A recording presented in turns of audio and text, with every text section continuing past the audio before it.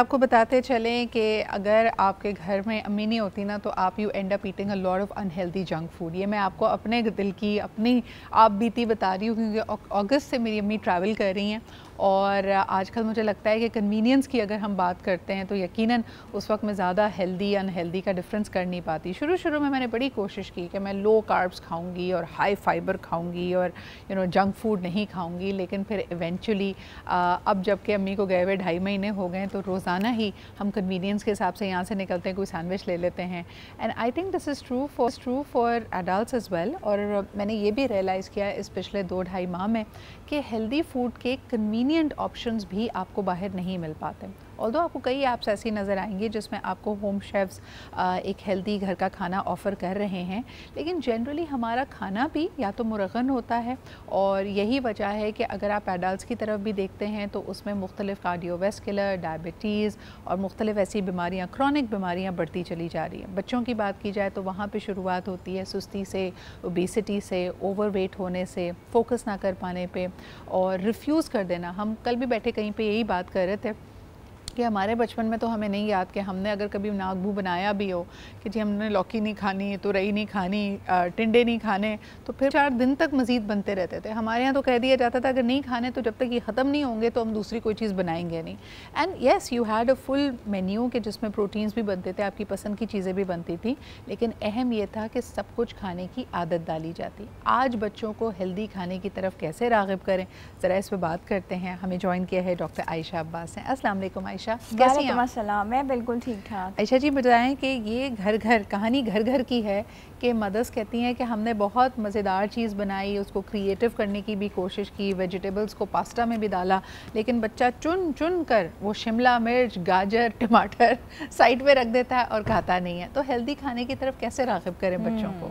दिल भी किसी ज़िद पे अड़ा है बच्चे की तरह, या तो सब कुछ ही मुझे चाहिए या कुछ भी नहीं। हाँ। बच्चों की तो यही है। इसमें मदर्स का रोल तो काफ़ी इम्पोर्टेंट होता है, लेकिन मैं ये समझती हूँ कि मीडिया ने काफ़ी इस चीज़ को थोड़ा हेल्पिंग भी कर दिया है मदर्स के लिए, थोड़ा सिंप्लीफाई भी कर दिया है।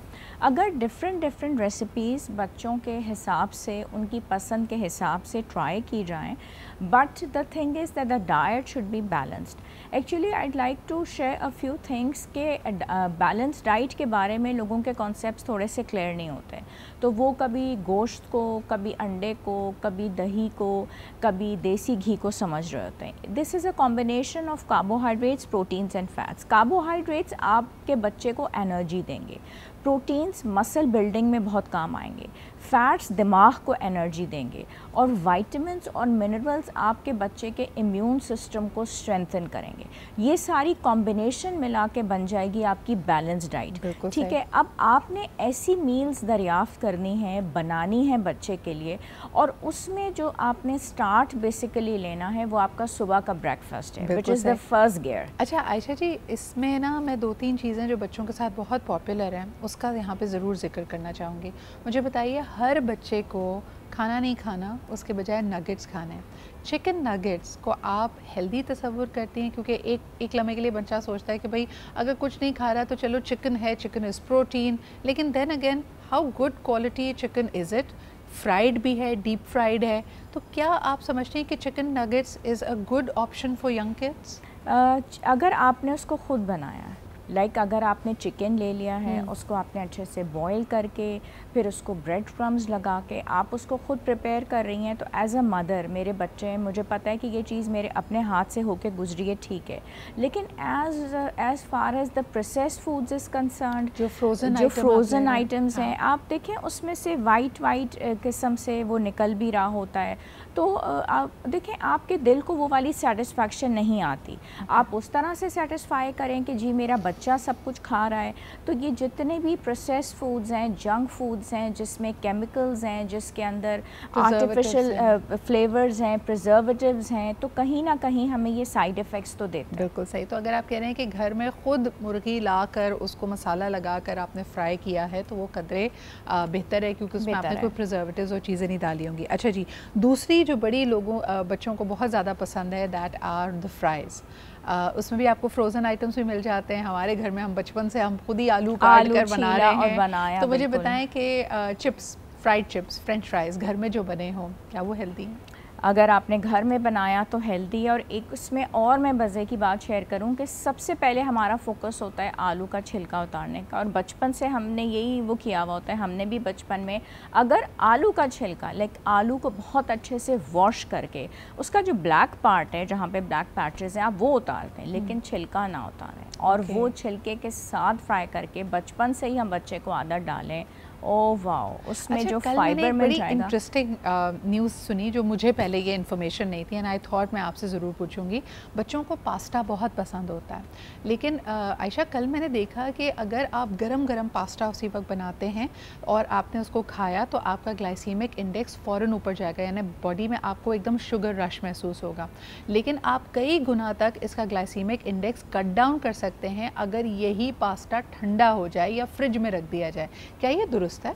I don't think so. Okay, क्योंकि जो फूड्स आपका ग्लाइसेमिक इंडेक्स बढ़ा रहे हैं वो बढ़ा रहे हैं, और उसमें सबसे नंबर पे आपका आटा आता है, व्हीट फ्लोर, ठीक है।